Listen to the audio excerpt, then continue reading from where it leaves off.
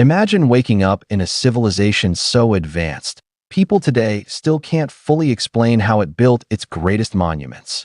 A world where kings were treated like gods, the dead were prepared for eternity, and one river controlled the fate of millions. But here's the strange part.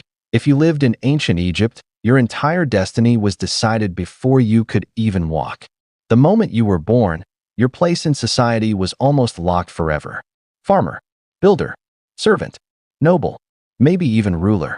And the difference between those lives was terrifying. At the very bottom were slaves and bonded workers.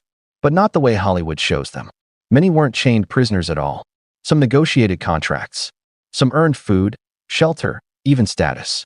And that changes everything we think we know about ancient Egypt. But that's not even the craziest part. At the top stood the ruler we now call the pharaoh. Except Egyptians never actually used that title the way we do today. Their ruler was seen as something far more dangerous, a living bridge between humans and gods. And this is where it gets weird. The ruler didn't even have to be Egyptian or male. In a world thousands of years old, women in Egypt could own property, run businesses, and live independently. Something many civilizations wouldn't allow for thousands more years. But despite those freedoms, society pushed everyone toward one thing: marriage. Because survival in ancient Egypt wasn't about love. It was about stability. You'd probably live in a mud brick house near the Nile, the river that gave life, and could take it away just as fast. Your food sat in underground storage pits. Bread and beer were daily essentials, not luxuries, necessities. But your life depended on one brutal question. Were you born rich or invisible? If you were part of Egypt's elite, your life would feel almost unreal. You'd wake up to servants preparing breakfast while sunlight reflected off gold jewelry and polished stone walls. Then you'd ride through your estates beside the Nile in a chariot, inspecting fields that fed entire communities. But here's the strange part. Even the richest Egyptians lived with constant fear. One drought, one failed flood, one swarm of locusts, and everything collapsed. Still, noble life looked incredible from the outside.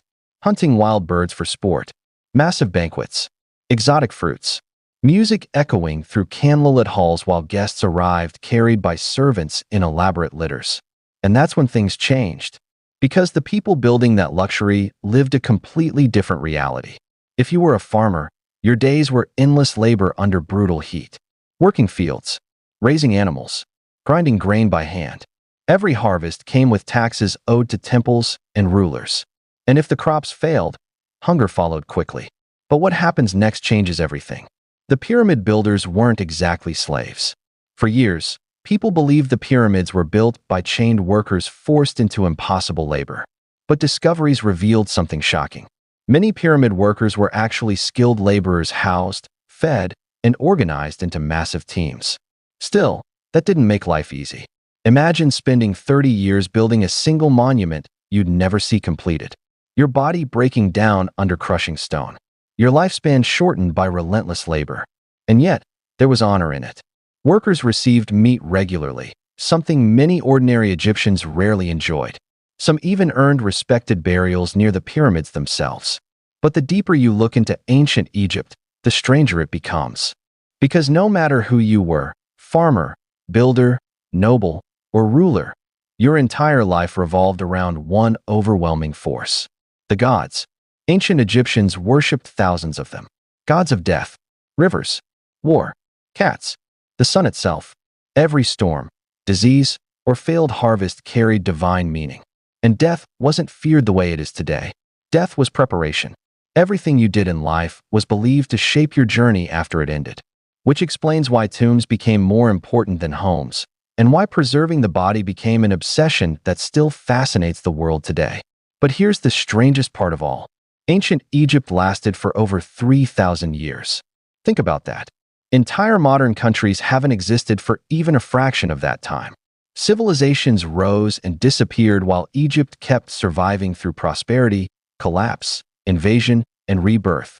And somehow, even after thousands of years, its biggest mysteries remain unsolved. How did they organize such enormous construction projects without modern technology? What secrets disappeared inside lost tombs? And how much of what we believe about ancient Egypt is completely wrong? Because the deeper historians dig, the more the story changes. Maybe the pyramids weren't built the way we think. Maybe their rulers held power beyond simple politics. Maybe ancient Egypt was far more advanced than history admits.